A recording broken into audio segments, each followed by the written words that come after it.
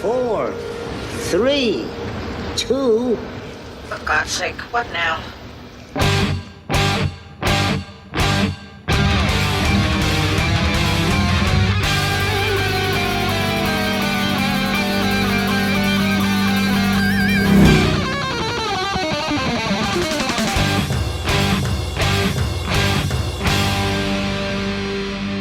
Welcome to the Mad Max Minute, and damn it, we told you no more embargoes, because we're watching Mad Max Beyond Thunderdome 1 minute at a time. I'm Rick. And I'm Julia. And today we're talking about minute 21, which begins with Master declaring an embargo, and it ends with Blaster turning on the dark. That's a thing, right? The phrase turn on the dark? That's what I was thinking about. Isn't it like the name of an album or something?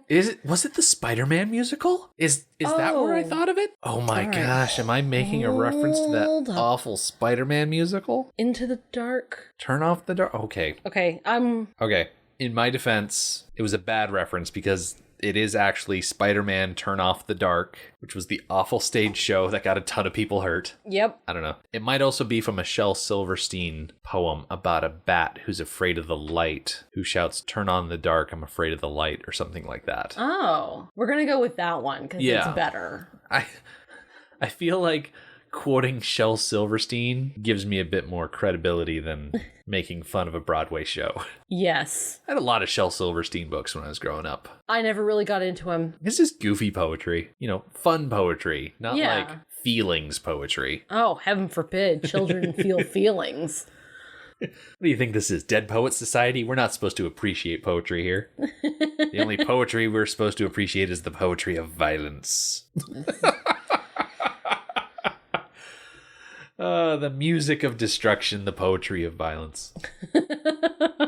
So, speaking of violence, Max is being held by Blaster, but not in a tender way. He's holding him about the neck, and Max just delivered a sick burn in response to Master's statement saying that he was a fairy princess, and so Master, throwing all of his weight around, leans back in his chair, raises his arms to the sky, and yells, "Embargo on!" And I don't know if I'm alarmed or satisfied by the fact that he takes so quickly the bait that Max is trolling with. Hook, line, and sinker. Flies off the handle, as it were. Yeah, this definitely feels like Master's having a little temper tantrum. Oh, yeah. And if I were Aunty, I would just leave him in the aisle in the store, on the floor, kicking and screaming. Mm-hmm. I would just walk away. The trouble is, this toddler, to go with your metaphor, is sitting next to the power switch for your whole house. And if he doesn't get his way, if he doesn't get that cookie that he wants, he's going to pull the kill switch and all of your electricity is going to go away. That's an incredible amount of power to place in the hands of someone who is just so insecure that they need to throw their weight around like this. Yeah. I'm starting to really understand why Aunty wants this guy brought low. Yes. And I definitely have thoughts and feelings on this subject that would be better for next minute or two's conversation. So I'll kind of hold back a little bit on that. Okay. In the meantime, I looked up embargo on dictionary.com. It is a noun. If you want to pluralize it, it is embargoes. It has multiple definitions, more or less all revolving around a common theme. The first being an order of a government prohibiting the movement of merchant ships into or out of its ports. The second one being an injunction from a government commerce agency to refuse freight or shipment, as in case of congestion or insufficient facilities. Number 3, any restriction imposed upon commerce by edict, which is definitely the one we're dealing with in this situation. But dictionary.com continues saying a restraint or hindrance, a prohibition, is the last noun definition of embargo. It can also be used as a verb, used with an object, which basically shakes out to it being the imposition of an embargo. So if you say, I'm going to embargo rubber duckies, you have prohibited the movement of rubber duckies into your commercial system. Okay. It gives a short origin of the word. Apparently it is from somewhere between 1595 and 1605, Spanish in origin, derived from embargar, which means to hinder. That is not how you pronounce it, by the way, because I said it with a very Americanized accent. If I said it with a Spanish accent, it would probably sound better, but it doesn't matter. So like I said, it's derivative of that word that I said, embargar. I don't know, embargo, which means to hinder or embarrass. And so that's what it is. I didn't wrap that one up nicely, but I like that it's derived from a word that means to hinder or embarrass, because Master specifically uses this embargo to embarrass Aunty. Mm-hmm. And if I didn't know any better, I would think that Master knew the connection between Max and Aunty. He seems to jump from his confrontation with Max to having a confrontation with Aunty remarkably quickly. That would lead one to believe that they are connected, which we know that they're connected, but Master Blaster is not supposed to know that, and I don't think he does. No. He just jumps to the correct conclusions. I am willing to bet that Master declares this embargo, and we're going to see him and Aunty interact later on in this minute specifically. But Master knows that when people come into Bartertown, all of the signage and propaganda basically says Auntie's in charge. And then they come down here to Underworld and they throw that in his face. And so it's his opportunity to turn around and be like, oh, hey, you know all that stuff you saw up on the surface? Not the case. And I'm going to show you how. From the shot where Master declares an embargo, we get a quick cutaway to this dude sitting over by a vehicle. And we saw him in Wednesday's Minute. Just kind of like passively grinning or something like that. Yeah, I actually had a note on him that I didn't get to. He's not doing anything. Oh, yeah. This is a place of work. Whether you are there as a punishment or you are there for payment, this is a place of work. It is Underworld. It's not a pleasant place. It is smelly and dirty. And even in the mechanic shop, it's still going to be smelly and dirty. This is not a place that you just sit around watching the world go by. Mm-hmm. But this one, I'm assuming he's a mechanic because he was sitting by a car. Yeah. Just sitting there doing nothing. And he's still sitting there doing nothing. And he's all bummed that the embargo was on and the power is going to go out. And I'm thinking, why do you care? You're not doing anything. It's funny you should mention that because I saw the change in his expression as more of a, oh no, he's flying off the handle again. As if the best kind of mood you want Master Blaster to be in is just content. You want them to just be happy and walking around because that means they're not bothering you. If Master Blaster get agitated and start declaring embargoes and stomping around and looking for something to hit, that's not a good situation to be in. So I understand that sort of dropped smirk. Yeah, I definitely see what you mean. Being that kind of reflection there. So. Yes. Flying under the radar is not only contingent upon you not drawing attention to yourself, it's contingent upon the person of authority not looking at you too hard. Yeah. And when they're upset, they're going to start looking at things hard.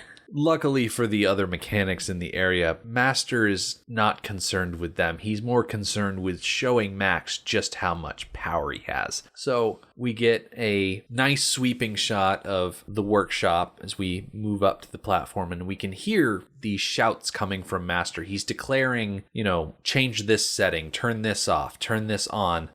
He's making it sound like there are a lot more steps to an embargo than just turning one valve. You know what I mean? Yeah, and I would expect that there are way more steps to shutting off the power than turning one valve. Mm-hmm. And the workers seem, not just the guy we were just talking about, but the other workers in Underworld seem very concerned with the idea of an embargo, as if they know it's going to cause trouble. Yes. And if it's a prolonged embargo, if they're there voluntarily, if they're getting paid, if there's an embargo, they're not going to be getting paid anymore. Mm-hmm. So... And if it's a prolonged embargo, there are guards in Underworld that are loyal to Aunty that keep an eye on the prisoners. And how long do you think it is before those guards start to get antsy? Yes. So the possibility of retribution is very real, but everyone is standing by for now because it's still very fresh, this idea of an embargo. And it becomes quite obvious that this is a repeated event. But I'm not sure we really get an idea of the duration of past embargoes. I mean, is this going to be a 5-minute thing? Is this going to be a day? Is it going to be 3 days? Yeah. We have no idea the history of the duration of the embargoes. That they happen. How often do you think Master pulls this type of crap? Based on Auntie's desire to eliminate Blaster and the arrogance of Master, I would say at least once every 3 or 4 days. Oh, that is frequent. Yes. And it also seems like Aunty has been searching for a warrior for a bit of time. Yeah. And maybe Max isn't the first one who she has arranged to go into Thunderdome. There may have been others who failed. That's a good point. There's a comment somewhere along the way that Blaster has gone to Thunderdome before and always is the one that comes out. Yeah. Now, Aunty did make that comment about you're the first to survive the audition, but maybe that's just because she decided to start auditioning her warriors because you can send 20 men into Thunderdome and only Blaster's going to come out because he's just a giant. Right. Maybe it's come to the point of auditions because the more casual people she sent in there failed so gloriously. Yeah. There's the potential for an awful lot of history here. A lot of blood on those big old mitts. Yeah. You do get the sense that we are definitely coming in the middle of this story. Which, that's just how Max does things. He doesn't come in at the beginning. He comes in right at the middle. Which is interesting because this part of the story only takes up half the movie. Right. Maybe if we had come in closer to the beginning of this story, it would have taken the whole movie to get through it. Oh, I would not mind having the entirety of this movie just be Bartertown stuff. Because, having Thunderdome be the climax of the movie. Just looking forward to what we have ahead in the movie, I groan a little bit. I don't. Okay, I know that when I watched with you Thunderdome for the first time in quite some time, I didn't remember the whole second half of the movie about the waiting ones. Yeah, you forgot about everything beyond Thunderdome. I did. It's the title of the movie. And I was going crazy. I'm like, what the heck is this? This movie is Crazy Town Banana Pants. But since then, it has really, really grown on me, especially from an analysis point of view that I cannot wait to dive into them. Okay, good. And just rip them apart. No, I'm just kidding. Just to analyze the crap out of them. Right. Yeah. Literally. Master Blaster, they are dragging Max around Underworld, and they finally get to one position in particular. Master yells, "Embargo on, main valve off," and so we get to see Blaster grab hold of this giant valve and start turning. And we cut up to the entry tunnel where the collector is sitting. And there's one guard in particular standing next to an electric light, and as it starts to flicker and dim, they get this really concerned look on their face, and they turn to another guard, and we pan over to see the collector, and the lights just dim around him. And not only do the lights dim, but there's this big ol' noise that echoes through this entry hall, almost like a giant engine slowing down. And I'm pretty sure it's just for effect. I don't think it's diegetic or anything like that. I think it's just a movie sound effect that makes it sound bigger than it actually would be. But you can definitely tell that these guards are concerned for their situation because they're about to be plunged into the dark with a gigantic line of people that are very interested in getting outside. Ooh. Oh, I did not think about that. Huh. So it's going to be the job of these guards to make sure that no one sneaks by them. Like, yes, everyone needs to evacuate the tunnel, but they need to do it in the out direction, not the in direction. Yeah. But the people who have already made their deal can go in the in direction. Yeah, making the distinction of who paid and who hasn't. Chaos. It's going to be very difficult in the dark. In the dark. And we've already been through the marker of distinction between who has and who hasn't struck their deal yet. Yeah, and these people that are waiting in line, they're not a patient sort. They get really upset when they're delayed in any way. So you can bet there's probably going to be a couple of rabble-rousers that are going to be rather upset. And there's no weapon check before this point. No, so there's a definite possibility for violence. Yes, many of them are armed. So that's the entry tunnel. That's a whole different thing from the next shot we get up in Auntie's penthouse. And you hear that whole powering down sound effect, but you also see that her ceiling fan is starting to slow, and we pan down over to look at Auntie, who's sitting next to this little fireplace thing, probably boiling some water or something like that. But she turns and we get to see her in profile, and you can tell that she immediately knows what's going on. This is not her first embargo. Oh, that glare. I don't ever want Tina Turner to look at me that way. She is so done with this, and it's barely started. Yeah. So I had some thoughts about the fire. Yeah. That she is sitting in front of. I had some thoughts about what purpose the fire might be serving. Yeah. She could be cooking, she could be using it for warmth, or it could just be as a luxury. I think it's worth noting that as the power is going out, it looks like she's not really using a lot of power. She's got the ceiling fan, but that's the only thing we see going out. Yeah. She doesn't have a lot of lights on in this situation. Yeah. That also made me wonder about her daily life.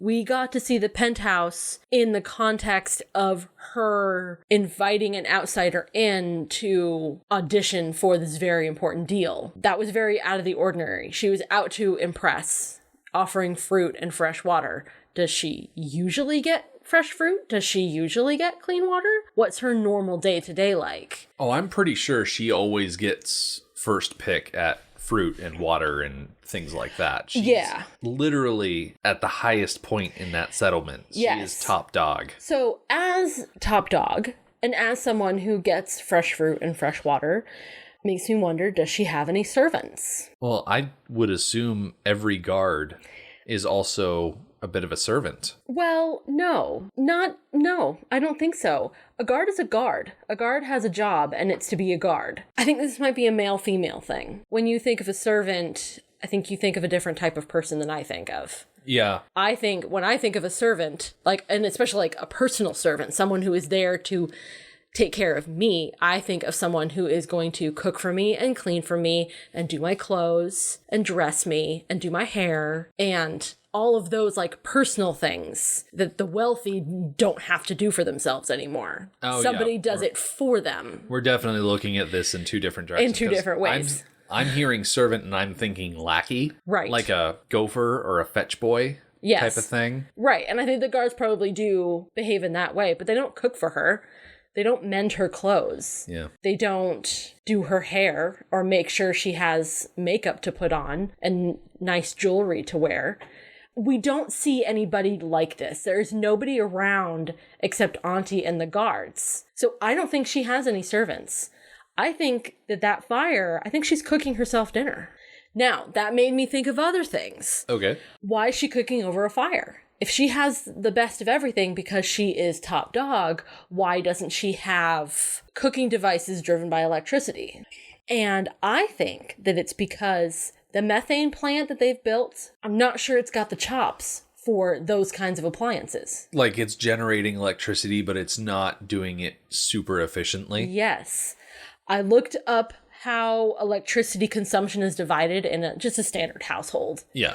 Only 12% goes for lighting. Oh. Light bulbs are easy. They don't take up that much energy.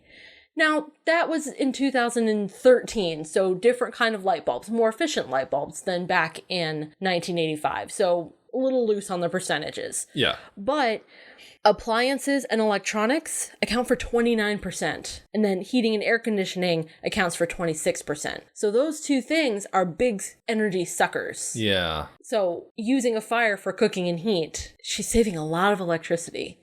Because I'm not sure the methane plant can keep up to that. Makes sense to me. Yeah. Plus, I mean, where are you going to find a working microwave in the post-apocalypse? Well, I think it's more likely to have a functioning oven. Like a electric coil oven? Well, probably a gas oven. You know, like our oven is a gas oven. Yes. Plus, if there was a microwave, someone probably would have tried to turn it into a gun. Probably. You find a lot of microwave guns in the Fallout game. Or at least in Fallout 4, you like little radiation launchers, but that's a whole other thing. In fact, I'm still thinking about this oven thing. So our oven, and our stove for that matter, they work when the power is out. Yeah. They do not need electricity. The only thing they need is the spark starter, which we can do with a match. Yep. So they don't even have to process the methane into electricity to use it to cook with. Yeah. So why aren't they doing that? I don't know. Which I think they are in the Atomic Diner. I can't remember, but I seem to remember that the Atomic Cafe does sell hot food. Now, do you think this little fire in the penthouse is burning wood or debris, or do you think it's just a gas stove? Maybe it is a gas stove. That would make the most sense. Mm-hmm.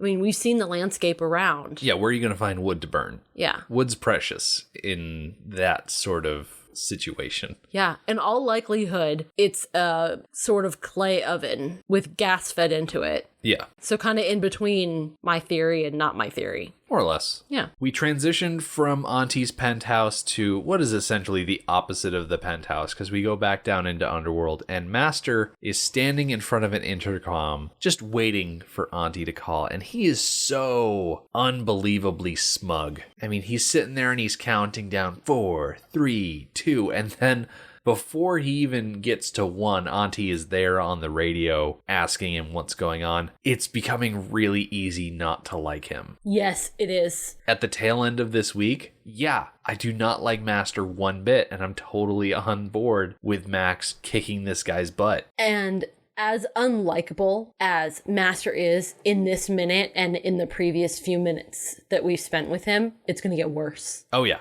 Next week is absolutely worse. Yeah. Now, at this point, I would not call Master an antagonist. I see him as a guy with a chip on his shoulder with something to prove, but the more I thought about this idea of antagonists in Beyond Thunderdome, I think I started to realize why there are a lot of people who don't see this as a good entry in the series, because it lacks a clear and compelling villain character. There's no one like Toe Cutter. There's no one like Among Us. There's no one like Immortan Joe in this movie. No, those 3 villains were so clearly villains. And especially Toe Cutter. Toe Cutter's going to always be one of my favorite villains. He was just so charismatic and over the top, and you just wanted to watch him. And I would have been happy if the entire movie was just him hanging around and being the toe cutter. Yeah. Master, you're right. It's really hard to label him as an antagonist or as a villain. I would say right now he is fulfilling some of the roles that a villain would fill. Yeah. He is providing negativity. He is contributing to conflict, and he's helping to move the story forward towards more conflict. Yeah. And he's not going to do that for the entire movie. No. I feel like Beyond Thunderdome is the story of 2 villain characters that are fighting against each other. This isn't a Humongous and Papagallo situation where one of them is clearly in the right and one of them is clearly in the wrong. There are a lot more shades of gray in this movie, and I think that's why I like it. I like that it's not very well defined who is correct in this situation. It's not like, oh, well, Toe Cutter is running drugs and terrorizing people, and Fifi wants to give people back their heroes. It's very easy to see who are the good guys and who are the bad guys. I don't want to come right out and say that there are good points on either side, that there's no wrong answer. It's just people going about situations in a wrong way. And really, when you look at Master and when you look at Auntie, they're both antagonizing each other. They're poking at each other and just testing limits. And Max is the boiling point. He's the straw that breaks this camel's back. Yeah, I think the best way to describe it is Auntie and Master are each other's antagonists. Yes. And that's the structure. It's hard to say beyond that, because you're right.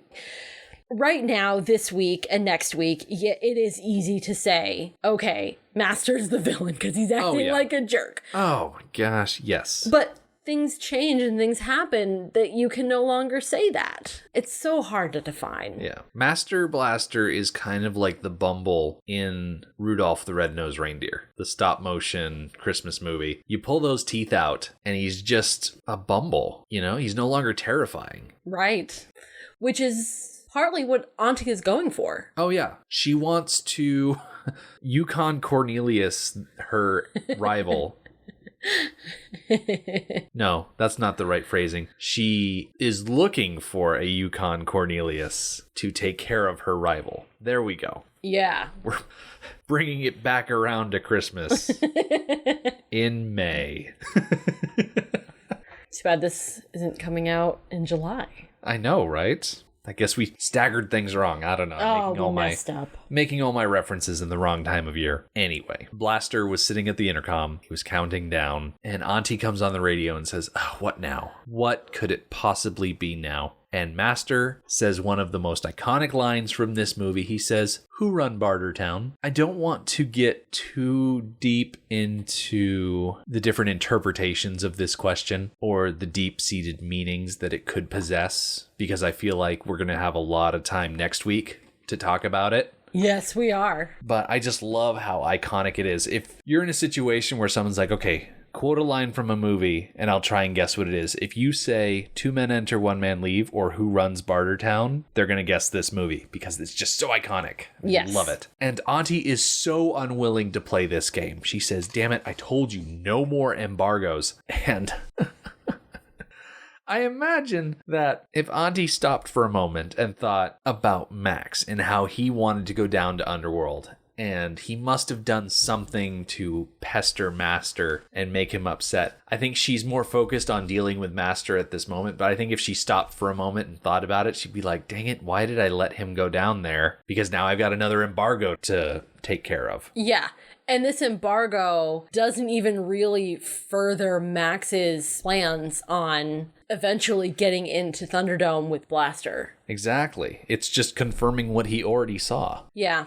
Master reaches down, taps on Blaster's helmet, and says, more Blaster. And we get this nice shot of Blaster's hands on the wheel, turning the valve. And he doesn't really even turn it that much further. It's just a tiny bit more. So it was basically off to begin with. But past Blaster's hands, we get to see Max, and he's sitting there just observing everything, keeping a very close eye on how this is shaking out.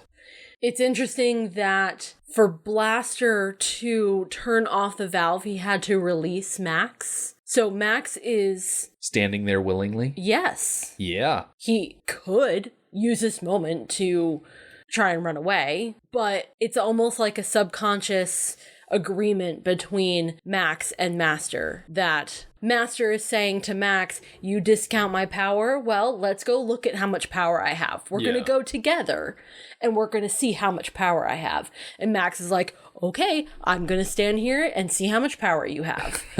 An unspoken agreement that they are both going to witness this act together. Makes sense. Yeah. And that's really where we leave off, with Blaster shutting that valve off completely. And when we come back on Monday, we're going to see Master continue to egg on Aunty. But between now and then, we've got our episode of Anarchy Road coming up. We're in week 7 of Hook. Peter's going to get drunk and hang out in the kids' room, which is always a good choice. I don't know. Julia Roberts is going to show up, showing off her pixie cut. And Maggie's homemade parachute is going to be put to good use as part of a apparent Freudian hallucination. All right. That'll be fun to talk about. So we will get to talk about Tinkerbell's legs. Yeah, here we go. Excellent. The Mad Max Minute podcast is a fan project by Rick and Julia Ingham. Mad Max franchise was created by George Miller and Byron Kennedy, is presented by Kennedy Miller Mitchell Productions, and distributed by Warner Brothers. Mad Max Minute is produced and edited by Rick Ingham. Our opening music is Verdi's Dies Irae by Daniel Batista of danielbatista.com. And our outro music is We Don't Need Another Hero by MilitiaVox of militiavox.com. Our home on the internet is madmaxminute.com. You can follow us on Twitter at madmaxminute, like us on Facebook by searching for Mad Max Minute, and join our Facebook listener group, Mad Max Minute Beyond Microphone. If you'd like to support the podcast, visit madmaxminute.com, where you can check out our TeePublic storefront by clicking the store link, join our Patreon by clicking the support link, or make a one-time donation by clicking the donate link. Thank you for joining us for Minute 21 of Beyond Thunderdome. See you next time.